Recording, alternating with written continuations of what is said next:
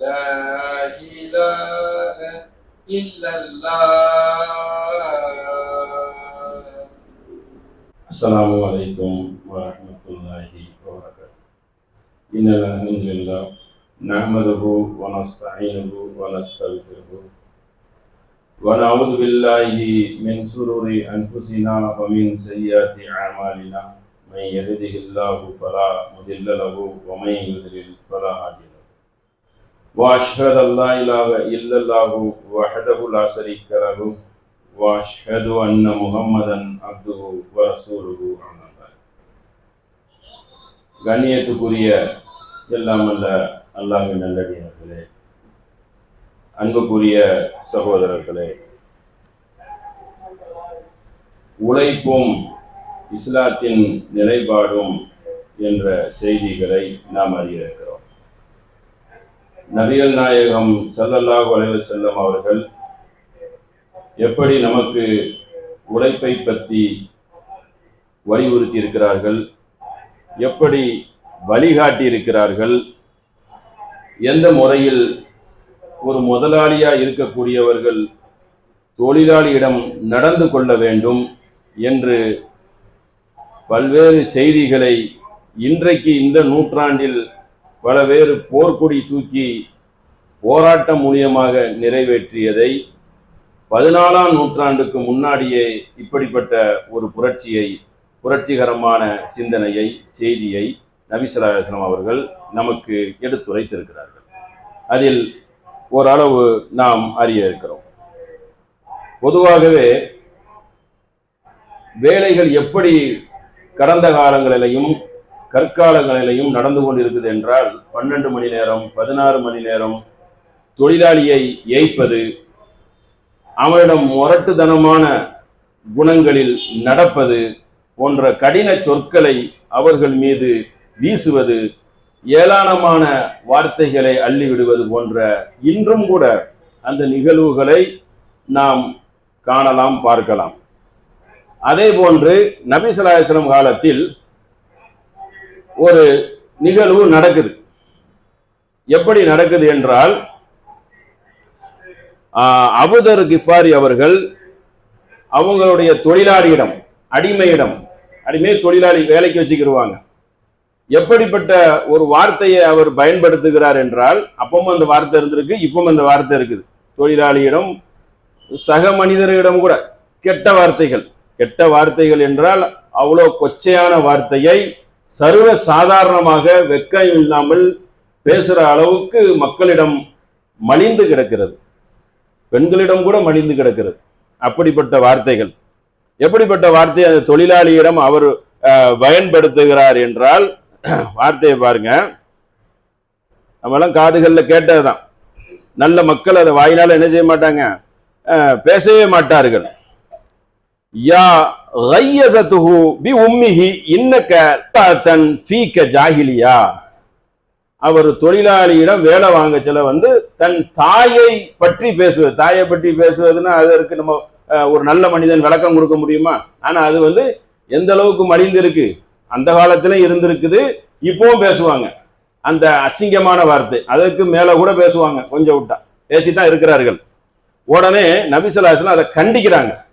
இது ஒரு ஜாஹிலியா, இது ஒரு மடமைத்தனம், முட்டாள்தனம். நீ எப்படி பேசலாம்? ஒருவன் உன்னிடம் தொழிலாளியாக இருக்கிறான் என்றால் உன்னிடம் இருக்கிறது அவனிடம் இல்லை, அவ்வளவுதான் வித்தியாசம். இந்த ரெண்டு வித்தியாசத்தையும் தவிர்த்துட்டு ஒண்ணுமே இல்லையே. அப்ப நீ இருக்கப்பட்டவனா இருக்க போய் தான் தொழிலாளியா வர. என்கிட்ட இருந்து வாங்கிட்ட இருந்து நான் வரவே மாட்டேனே, தொழிலாளிங்கிற நிலைப்பாடு இருக்காத. அப்படிங்கிறதை நபி ஸல்லல்லாஹு அலைஹி வஸல்லம் கண்டித்து விட்டு அவர் என்ன சொல்றாருன்னா, அதில இருந்து நான் திரிந்து விட்டேன். என்ன மாதிரி சொல்லுகிறார்கள் என்றால், அவரும் அவருடைய அடிமையும், அதாவது தொழிலாளியும் ஒரு ஆடையை அணிந்து வருகிறார்கள். ரெண்டு பேருக்கும் ஒரே ஆடை, ஒரே மாதிரி இருக்கிறது. அப்படிதான் அந்த தொழிலாளியிடம் நான் நடந்து கொண்டேன். அன்னைக்கே கம்யூனிசம் நபி ஸல்லல்லாஹு அலைஹி வஸல்லம் என்ன செய்தாங்க, சொல்லிட்டாங்க. கம்யூனிசம் என்றால் பொதுவாக நடப்பது தானே. பொதுவாக கம்யூனிஸ்ட் என்று லத்தீன் சொல்லில் அர்த்தம் என்னவென்றால் எல்லாத்துக்கும் பொது உடைமை, அனைவருக்கும் அது சரியான முறையில் கிடைக்கணும் என்ற ஒரு வடிவை சொல்லை நபி ஸல்லல்லாஹு அலைஹி வஸல்லம் அன்னைக்கே சொல்லிட்டாங்க. அப்ப எப்படி வரணுமா? ரெண்டு பேரும் ஒரே விதமான ஆடை அணிந்து என்ன செய்றாங்க, வருகிறார்கள். அவர் நபி ஸல்லல்லாஹு அலைஹி வஸல்லம் சொன்னதுல இருந்து நான் அந்த மாதிரி வார்த்தையை நான் பேசிவிட்டேன், அதுக்கப்புறம் அந்த மாதிரி நான் பேசுவதே இல்லை. தாயாரை குறிப்பிட்டு அந்த வார்த்தை கெட்ட வார்த்தை நான் பேசவே மாட்டேன். பிறகு நான் எப்படி நடந்தேன், நபி ஸல்லல்லாஹு அலைஹி வஸல்லம் சொன்னதெல்லாம் அவர் அங்க பிற்காலத்துல சொல்றார். பிறகு உங்கள் அடிமைகளை, நீங்கள் உங்கள் வேலைக்காரர்களை சகோதரர்களாய் பாருங்கள். உங்கள்ட்ட வேலை பார்க்கிறவங்க எப்படி சகோதரனா பாரு. எல்லாம் ஒருதாய் பெற்ற பிள்ளையில வந்தாங்க, வேலைக்கு வாங்குறதுனால அவனை நீ என்ன வேணாலும் சேர்ந்துடலாமா, எப்படி வேணாலும் ஏய்த்து விடலாமா? அப்ப சகோதரனாய் பாரு. அதுக்கப்புறம் என்ன தெரியுமா, அல்லாஹு உங்களிடம் ஒரு ஆதிக்கத்தை தந்திருக்கிறான், பொருளாதாரம் என்ற ஒரு ஆதிக்கத்தை உங்களுக்கு தந்திருக்கிறான், அதிகாரத்தையும் தருவான். அதற்கு நீங்க ஏவரத்திற்கு சில அடிமைகள், அடிமை தானே, அடிமைன்னு கூட சொல்லிக்கலாம் சம்பளம் கொடுக்கறதுனால. அப்ப அந்த மாதிரி ஒரு கொத்தடிமை மாதிரி வேலைக்கு வைக்கிறீர்கள், ஆதிக்கம் வைக்கிறதுனால நீங்க உங்களிடம் ஒரு அமானிதத்தை ஒப்படைத்துள்ளான். நீங்க என்ன செய்யணும், அவர்களிடம் நீங்கள் இரக்கம் காட்டுங்கள். அந்த கீழ்நிலையில் உள்ளவில் இருக்கிற சகோதரர்களாக நீங்கள் நினையுங்கள். நீங்கள் உண்பதிலிருந்து அவர்களுக்கு உண்ண கொடுங்கள். அந்த உணவை கொடுங்க, ஒரு மட்டகரமான உணவை கொடுக்காத, நல்ல உணவா கொடு, இல்ல ஒரு நடுத்தர உணவா கொடு. சில இடங்கள்ல வச்சிருப்பாங்க தனக்கு ஒரு உணவு, அது அடுத்தவர்களுக்கு பயங்கரமான ஒரு உணவு வச்சிருப்பாங்க. ஒரு தண்ணி மாதிரி பருப்பு அப்படி வச்சிருப்போம், ஒரு ரைஸ் இந்தா தின்னுட்டு ஓடு அப்படின்னு ஒரு ஆடு மாடு மாதிரி மனிதனை. அப்படிப்பட்ட ஒரு செயல்பாடுகள் இருக்கிறாங்க, இருக்குது. பெரிய ஹோட்டல்கள்ல எல்லாம் நடுத்தர உணவு கூட சில இடத்துல கொடுக்க மாட்டாங்க. அவங்களுக்கு மக்களுக்கு கொடுக்கக்கூடிய உணவு ஒன்று, ஏன்னா இவனுக்கு அந்த மாதிரி கொடுக்க முடியாதுல்ல, சரி கொடுக்க முடியாதுதான், கொஞ்சம் நடுத்தரம் கொடுக்கலாம்ல, கீழ்மட்ட ரைஸ்ல போட்டுருவாங்க பல இடங்கள்ல. சில இடங்கள்ல சரியா கடைபிடிப்பாங்க. அப்ப உணவுல என்ன செய்யணும், நீ அதையே கொடு. எல்பசு ஆடையிலே அதையே நீ கொடு. ஒருவேளை நீங்கள் அவருக்கு பயங்கரமான ஒரு வேலையை நீங்கள் கொடுத்து விட்டால், வலா தூஃபூஹும் வ யக்லிபுஹும் ஃபயன் அக்லஹும் ஃபயூனுஹும், அதாவது அவனுக்கு வலுவுக்கு அதிகமான ஒரு கன சுமையை எவ்வளவு அவருக்கு நீங்கள் வேலையை கொடுத்து விட்டா அவரோட சேர்ந்து நீங்களும் உதவி செய்யுங்க. நீங்க பாட்டுல அவனுக்கு ஒரு வலுவான வேலையை கொடுத்து நீங்க உட்கார்ந்துக்கிட்டா சக்திக்கு மீறி எப்படி வேலையை செய்வான்? அப்ப அப்படி நடந்து கொள்ளுங்கள் என்று நபி ஸல்லல்லாஹு அலைஹி வஸல்லம் என்ன செய்யறாங்க, நமக்கு தொழிலாளிகள் மீது ஒரு வழியை காட்டுகிறார்கள். அப்ப எத்தனையோ முஸ்லீம்கள் என்ன செய்வாங்க, முதலாளிமார்களா இருப்பாங்க, சின்ன முதலாளியோ பெரிய முதலாளியோ, அவங்களுக்கு கீழே சில தொழிலாளிகளே கொடுக்கப்பட்டிருப்பாங்க. அவங்களால் ஏண்ட அந்த சட்டத்தை அவங்க கிட்ட நம்ம அமுல்படுத்தணும், நல்ல முறையில நடந்து கொள்ளணும். நீங்க ஏமாறுற மாதிரி நடக்க வேண்டாம். உங்கள் கொடுக்கக்கூடிய விஷயத்துல என்ன செய்யணும், நல்ல முறையில் நடந்து கொள்ளுங்கள். இன்னொரு செய்தியை நபி ஸல்லல்லாஹு அலைஹி வஸல்லம் சொல்றாங்க, சலாசத்துன் அன ஹஸமஹுல் யௌமல் கியாமா, மூணு விஷயத்துல ஃபி சும்ம கதரஹு ரஜுலுன் பாகி, மோசடி செய்யக்கூடியவனாக இருந்தால் அவனிடம் என்ன செய்வான், அவன் தப்ப முடியாது மறுமை நாளில் என்று சொல்லிவிட்டு, ஒருவன் சுதந்திரமான ஒருவனை விற்று அந்த கிரயத்தை திங்கக்கூடியவன், அதாவது ஒருத்தனை சுதந்திரமா விற்று அதுல வரக்கூடிய லாபத்தை சுதந்திரமா விட்டுறணும். அவனை வச்சு மறுபடியும் ஏதாவது சம்பாதிக்க முடியுமான்னு பார்க்க கூடாது. அடிமையே சுதந்திரமா விட்டுறணும். குத்தைக்கு விடுவாங்க, வெளியில அவன்கிட்ட இருந்து வரக்கூடிய சம்பளத்தை வாங்கிக்கிடுவாங்க. விட்டுட்டு அதுக்கப்புறம் மறுபடியும் அவங்ககிட்ட இருந்து ஒரு தொகையை திருட்டுத்தனமா திங்கிற அப்படின்ட்டு அதுக்கும் பெரிய வாதாடுவோம். மூணாவது என்ன தெரியுமா, அதுதான் முக்கியமான ஒண்ணு, அதுதான் இன்னைக்கு இருக்குது.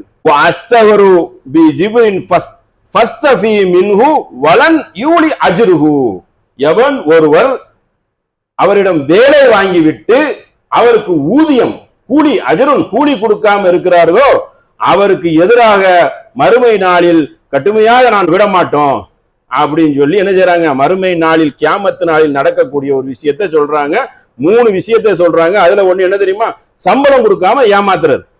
சம்பளம் கொடுக்காம ஏமாத்துறது இருக்குதான்னு கேட்டா கடுமையா இருக்குது. திட்டம் போட்டு ஏமாத்துறது, மொத்தமாவே சட்டை இழுத்துட்டு ஓடுறதும் இருக்குது. சம்பளம் வாங்குற தேதியில ஏமாத்தக்கூடிய சம்பவம் இருக்குது. அவன் மிகப்பெரிய மோசடியாளன், மிகப்பெரிய சம்பவம் நடக்கும் அவனிடம் அப்படின்னு சொல்லி இந்த செய்தி புகாரியில 2227 227 அவன் தப்ப முடியாது என்று நபி ஸல்லல்லாஹு அலைஹி வஸல்லம் அவர்கள் இதை கூறுகிறார்கள். அடுத்த ஒரு விஷயத்தை நபி ஸல்லல்லாஹு அலைஹி வஸல்லம் நமக்கு கூறுகிறார்கள் உழைப்பை பற்றி. வல்லதி நப்சி பி யதிஹில், என் உயிர் எவன் கைவசம் இருக்கிறதோ அலா துஹுரிஹி வ கைர லஹு மின் வ யஅதி ரஜுலன், எது தெரியுமா சிறந்தது? நீங்கள் எவன் கைவசம் என் உயிர் இருக்கிறதோ அவன் ஒருவன் ஒரு கயிற்றை எடுத்துக்கொண்டு அவன் ஒரு விறகை வெட்டி தன் முதுகில் அவன் துஹுரிஹி முதுகில் சுமந்து யாரிடமும் யாசிக்காமல் பிச்சை கேட்காமல் சம்பாதித்து இருக்கிறானே அதுதான் ஹைருஹு சிறந்தது. உழைப்பை எந்த அளவுக்கு நபி ஸல்லல்லாஹு அலைஹி வஸல்லம் எடுத்துரைக்காங்க பாருங்க. ஒரு உழைப்புமே இல்லைன்னா ஏதாவது ஒரு விறகு வெட்டியாவது என்ன செஞ்சிரு, ஒரு உழைப்பை வைத்துக்கொள். எது ஒன்னால் முடியுமோ உழைத்து ஒண்ணு, அதுதான் சிறந்தது. நீ யாசகம் கேட்காதை. அவர்கள் சில சமயம் தரலாம், சில சமயம் மறுத்து விடலாம் என்றுங்கிறாங்க. அவன் உழைப்புக்கு அந்த அளவுக்கு என்ன செய்யறாங்க, ஒரு முக்கியத்துவத்தை கொடுக்குறாங்க. உழைக்க ஓடிடு. நபிமார்கள் அனைவருமே அவங்க உழைத்து உண்டவர்கள் தான். நபி ஸல்லல்லாஹு அலைஹி வஸல்லம் என்னதான் அந்த 100 ஆடு வைத்திருப்பார்கள். அதுல இருந்து வரக்கூடியது என்ன செய்வாங்க, தன்னுடைய செலவுக்கு சிக்கனமாக அவ்வளவு மனைவிமார்கள் பிள்ளைகள் இருந்தாலும் அதுக்குள்ள என்ன செய்துருவாங்க, ஓட்டி கொள்வார்கள். யார்கிட்ட என்ன செய்ய மாட்டாங்க, சுயமரியாதை இறக்க மாட்டார்கள். அப்படி கடனா கேட்டாலும் திரும்ப கொடுத்துருவாங்க. கேட்கலாம், இரவல் வாங்கி கொள்ளலாம், ஆனா சரியா நடந்து கொள்ளணும், சரியாக நடந்து கொள்ளணும். அதுவே ஒரு தொழிலா வச்சுக்க கூடாது இல்ல. அப்ப என்ன செய்யணும், நபிமார்கள் அனைவரும் அன்பியாகும், நபிமார்கள் அனைவரும் வேலை செய்ய உழைக்கக்கூடியவர்களாக இருந்தார்கள், ஆடு மேய்க்கக்கூடியவர்களாகவும் இருந்தார்கள் என்றெல்லாம் நபிமொழி இருக்கு. அடுத்து இதே இந்த விரவு வெற்றி வரக்கூடிய அந்த மலைக்கு சென்று வரக்கூடிய அதே செய்தியில இன்னொரு அதுல எப்படி வருது பாருங்க. இன்னொரு ஹதீஸில் வரக்கூடியது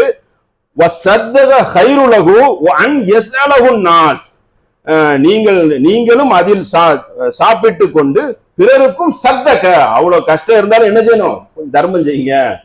எல்லாரும் கஷ்டப்படக்கூடியவங்க தான் இருப்பீங்க, தர்மமே செய்யக்கூடாதா?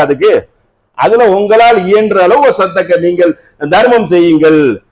யாசிப்பதை விட இது என்னது சிறந்ததாகும். யாசிச்சதை சிறந்த, நீ சுயமா உன்னுடைய சுய கௌரவத்தோட சாப்பிடுறா அது சிறந்தது தானே அப்படின்னு நபி ஸல்லல்லாஹு அலைஹி வஸல்லம் அதை கூறுகிறார்கள். இன்னொன்னு உழைப்பை பற்றி கூறுகிறார்கள். வகானன் நாசு மஹ்னத்தன் அன்ஃபுஸஹும் வகானு இதாரஹு இலா ஜமாஅத்தி. இது ஒரு முக்கியமான செய்தி பாருங்க. மக்கள் எப்படி இருந்தார்கள் என்றால், கானன் நாசு மக்கள் வேலை வெட்டி செய்யக்கூடியவர்களாக, மானு அன்புசகும் வேலை வெட்டி ஓடி செய்யக்கூடியவர்களாக அன்று இருந்தார்கள். அன்று இருந்த மக்களை சொல்லப்படுகிறது. இருந்துட்டு இலல் ஜும்மாத்தி, ஜும்மா வந்தனா ஓடி விரைந்து வந்து விடுவார்கள். நம்ம மக்கள் இன்னைக்கு எப்படி இருப்பாங்க, ஜும்மா கூட அலட்சிய போக்கா இருப்பாங்க. ஜும்மா வேலையை விட்டுட்டு வந்துருங்க, வேலையை விட்டுட்டு விரைந்து வரக்கூடியவர்களாக அனைவரும் வேலை செய்யக்கூடிய மக்களா தான் இருந்தாங்க, உழைக்கக்கூடிய மக்களா தான் இருந்தாங்க. எந்த அளவுக்கு உழைப்பு என்றால் உழைப்பின் உச்சம் அதுல எப்படி வருது என்று கேட்டால்,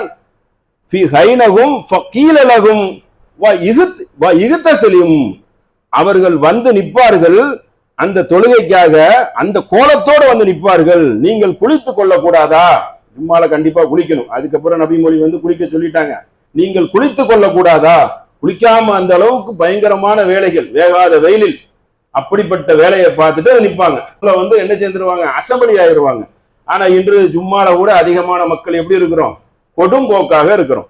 ஜும்மாக்கு என்றால் முடிஞ்சபட்சம் தொழுகை ஆரம்பிக்கச்சல வர்றாங்க ஒரு கணிசமான மக்கள், இல்லை என்றால் இடைப்பகுதியில் வர்றாங்க.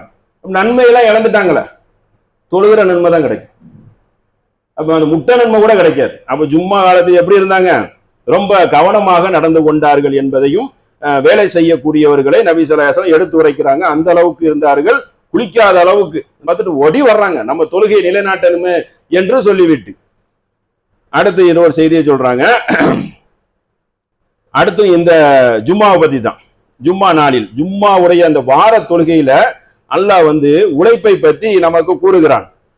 இதா குதிய சலாத்து சலாத்து ஃபன்தசிரு ஃபில் அர்தி வப்தகு வஃபத்லில்லாஹ். நீங்கள் அந்த தொழுகைக்கு அழைக்கப்பட்டால் வந்துருங்க. தொழுகை முடிக்கப்பட்டது என்ன தெரியுமா நீங்க செய்யணுமா, அல்லாஹ் அந்த ரிஸ்கை அருளுங்கிற வடிவத்துல சொல்லி காட்டுறான். ஓடிருங்க, ஓடி சம்பாதிங்க என்று ஊக்கப்படுத்துகிறான். Fill அர்தி வப்தகு fill ஃபத்லில்லாஹ் வதக்கரு வகஸீரன் லஅல்லகும் துஃப்லிஹூன். நீங்கள் அல்லாஹ்வின் அருளை தேடி ஓடுங்கள், அல்லாஹ்வை அதிகமாக நினையுங்கள், வதுஃப்லிஹூன் நீங்கள் வெற்றி பெறுவீர்கள். அப்ப ஜும்மா என்ற அந்த வாரம் ஜும்மாங்கிறது சாதாரண ஒரு விஷயம் இல்லை. அதை ஒரு தலைப்பா எடுத்து சொல்ற அளவுக்கு அவ்வளவு செய்திகள் இருக்கிறது.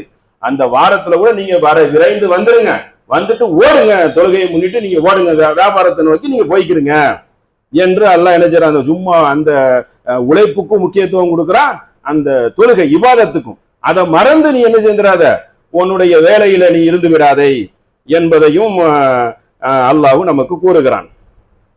அடுத்து ஒரு செய்தியை பாருங்க. எண்ணெயும் சம்பாத்தியம் வந்து ஹலாலா இருக்கும்.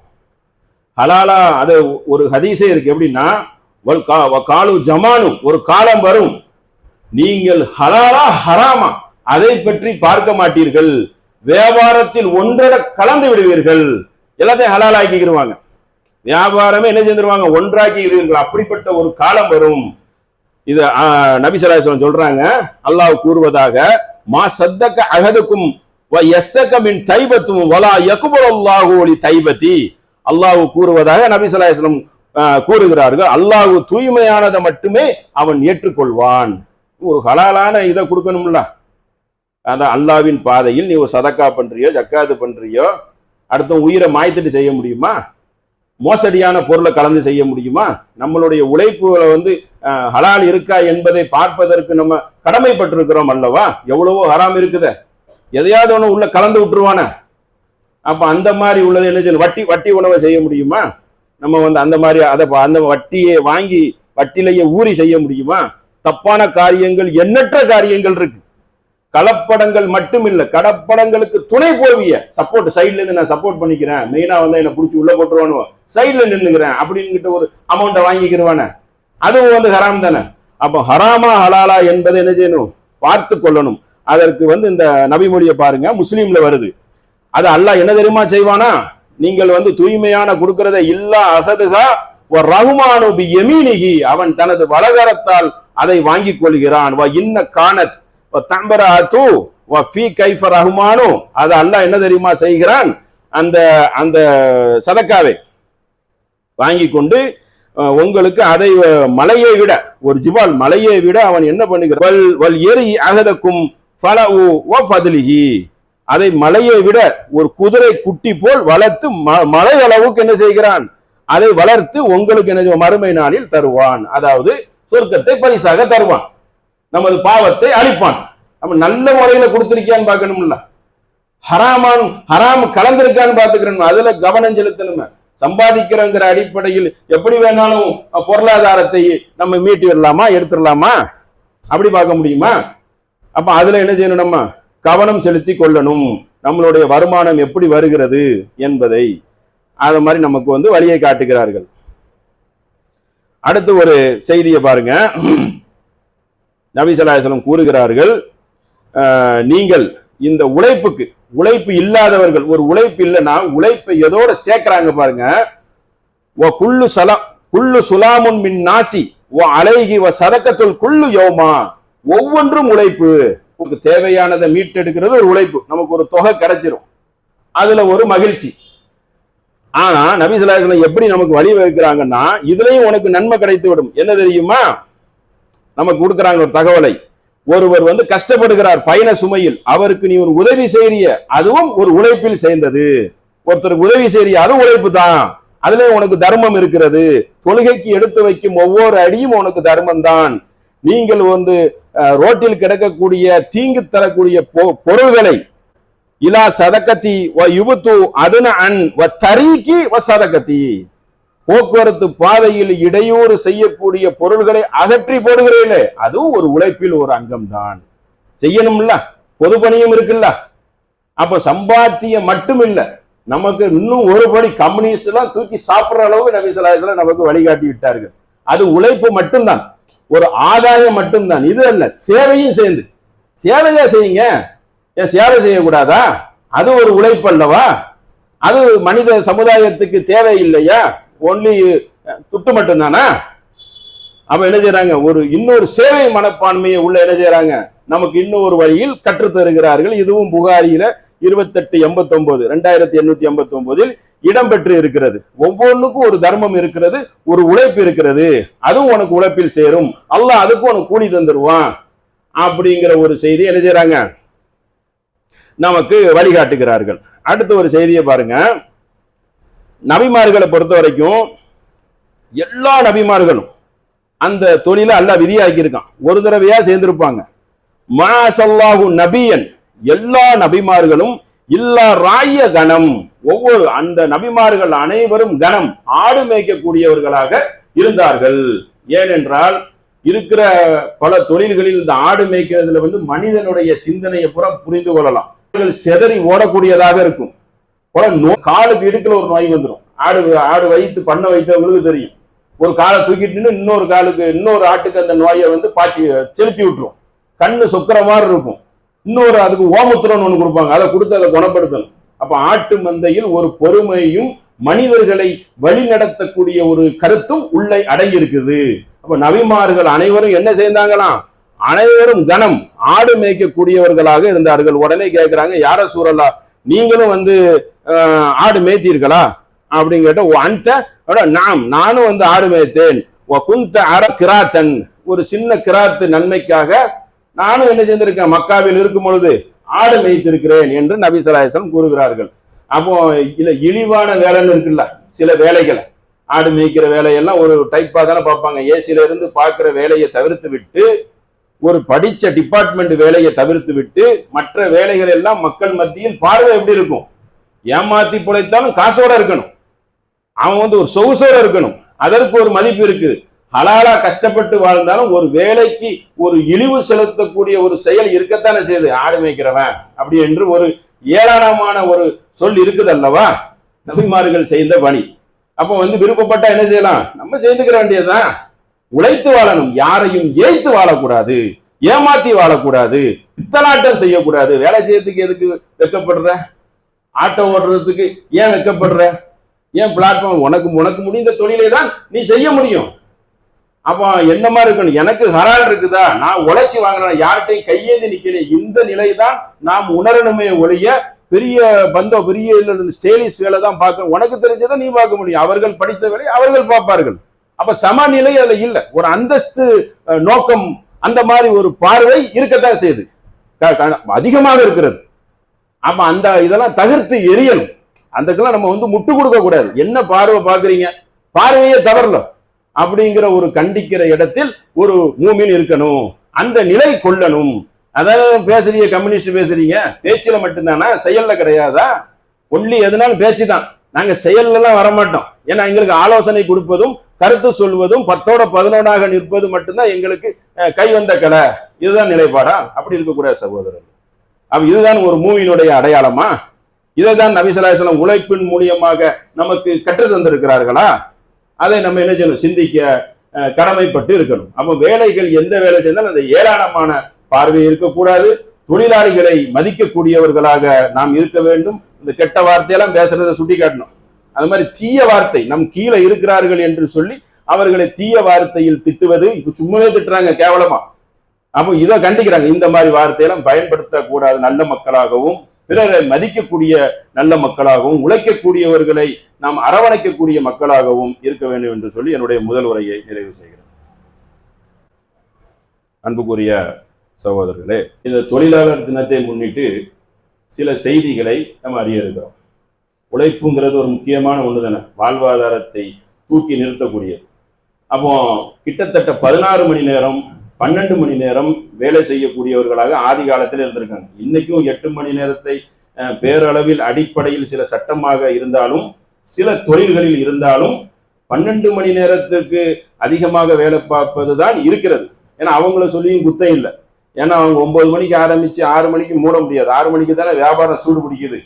அப்ப அந்த மாதிரி ஒரு நிலை இருக்கிறதுனால இதை ஆரம்பிச்ச காலம் எப்பன்னு கேட்டோம்னா, இதோடைய அடிப்படை 1886 முத இந்த போராட்டத்தை அமெரிக்கால ஆரம்பிக்கிறாங்க. என்னன்னு கேட்டோம்னா, இந்த 8 மணி நேரம் அப்ப போய் இருந்திருக்கு இந்த சித்திரவதை பண்றது, இந்த 12 மணி நேரம் 16 மணி நேரம் வேலை வாங்குறது. ஆனா இன்னும் மத்திய கிழக்குலாம் இருக்குது, கண்மூடித்தனமா வேலை வாங்குவாங்க, டயமே கிடையாது. எந்த டைம் அழைத்தாலும் என்ன செய்யணும், போக வேண்டும். அப்போ இந்த மேடைக்கு அர்த்தம் என்னன்னா, 1886 சிகாகோ, அதாவது அமெரிக்காவுடைய யுஎஸ்ஏல இந்த போராட்டத்தை நடத்துகிறார்கள். இந்த போராட்டத்தில் கிட்டத்தட்ட 7ல இருந்து 9 பேர் வரைக்கும் எழுதியிருக்காங்க, மரணத்தை தெரிவிக்கிறாங்க. இப்போ உள்ள கொடூர முகமா அமெரிக்கா இல்லை. அன்னைக்கு கொஞ்சம் அடிப்படையில் அப்படித்தானே வருவாங்க ஃபர்ஸ்ட்ல. அப்போ அந்த மாதிரி ஒரு போராட்டத்தை நடத்தி அதை நடத்தக்கு முன் வந்தவர்கள் இருக்காங்கல்ல, அவங்களுக்கு தூக்கு தண்டனையும் கொடுத்துருக்காங்க. அப்போ இந்த போராட்டத்தை நிறுவனது அடிப்படையில் தான் அந்த மேடே மேடே என்ற அந்த தேதி, தொழிலாளர் தினம். 8 மணி நேரம் வேலை, 8 மணி நேரம் ஓய்வு, 8 மணி நேரம் அந்த டைம் பாஸ், உங்களுடைய பொழுதுபோக்கு, அப்படி ஒரு அம்சத்தை உருவாக்கி தொழிலாளர் தினத்தை உருவாக்கினார்கள். அதுல எந்த அளவுக்கு வெற்றி அடைந்திருக்கிறார்கள் என்றால், சில நாடுகள் அதை கடைபிடிச்சாங்க. Norway, German, Denmark, Sweden, Canada, France, Australia, UK, சீனா, இப்படி வேற அந்த தொழிலாளர் தினத்துல அந்த 8 மணி நேரம் வேலையை மக்களை ரொம்ப ஒடுக்கக்கூடாது, மக்களை கஷ்டப்படுத்திடக்கூடாது அப்படின்னு சொல்லிட்டு அதை சேர்ந்திருக்கிறார்கள். ஒன்று. ரெண்டாவது, முன்னேற்றம் யார் அடைஞ்சிருக்கா அதை பார்க்கணும்ல. முன்னேற்றம் அடைஞ்சதுல ஒரு ஆய்வு அறிக்கையை வெளியே விட்டுருக்காங்க.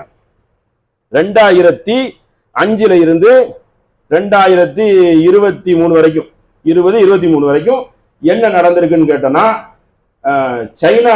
சீனா தான் நம்மளுக்கு நிகரா இருக்கிறாங்க. அந்த மக்கள் தொகையில 80 கோடி பேரை வறுமை கோட்டில இருந்து மீட்டி இருக்கிறாங்க, முன்னேறி இருக்கிறாங்க.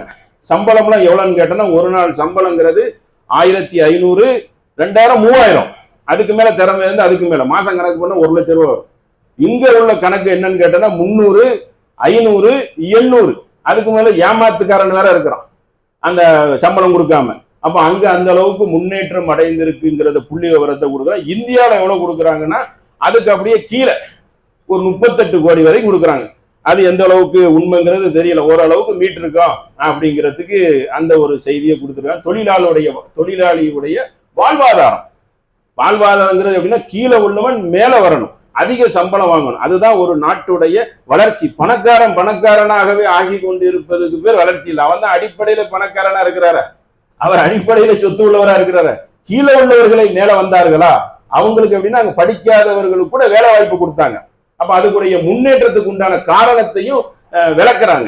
பெரிய பெரிய ஃபேக்டரிகள் உருவாக்குவது, காலதாமதம் படுத்தாமல் உடனே செய்வது, இவன மாதிரி ஆம வேகத்துல செய்ய மாட்டாங்க. காலதாமதம் இல்லாமல் விரைந்து செய்வது, மக்களுக்கு சிறந்த கல்வியை கொடுப்பது. வீட்டுக்குள்ளே ஒரு போனை உட்காந்து ஃபிட் பண்ணுவாங்க, அங்க உட்காந்து பீடி சுத்திக்கிட்டு இருப்பாங்க பல மாவட்டங்கள்ல. அப்ப அந்த அளவுக்கு முன்னேறி இருக்கிறார்கள். ஒவ்வொரு செட்டு வீட்டுக்குள்ள போனா சாம்சங் எடுத்து எல்லாத்தையும் ஃபிட் பண்ணி கொடுத்துருவாங்க. குடிசை தொழில் போல் அனைவரும் முன்னேறி இருக்கிறார்கள். இந்த தொழிலாளர்கள் வளம் என்ன செய்திருக்கு, நம்ம நாட்டை விட சீனாவில் அதிகமாக முன்னேறி இருக்கிறது என்ற அந்த ஒரு புள்ளி விவரத்தை கொடுத்திருக்கிறார்கள். இந்த கம்யூனிசம் அந்த அடிப்படையில் வந்ததுதான். லத்தீன் மொழியில் கம்யூனிசம் அனைவருக்கும் பொதுவு என்று சொல்லி அவங்களும் உருவாக்குனதுல அந்த அளவுக்கு என்ன இல்லை, வெற்றிகள் கிடைக்கலனாலும் பல நாடுகள் இதை பின்பற்றி இருக்கிறார்கள். இந்தியாவில் பெயர் அளவுக்கு இருக்குது. அந்த கீழ்நிலையில் இருக்கக்கூடிய மக்கள் கீழ்நிலையில் தான் அதிக பேர் இருக்கிறாங்க என்று ஒரு புள்ளி விவரத்தை கொடுத்திருக்கிறார்கள். ஒரு தகவலுக்காக உங்களிடம் தெரிவித்துக் கொண்டு என்னுடைய உரையை நிறைவு செய்கிறேன்.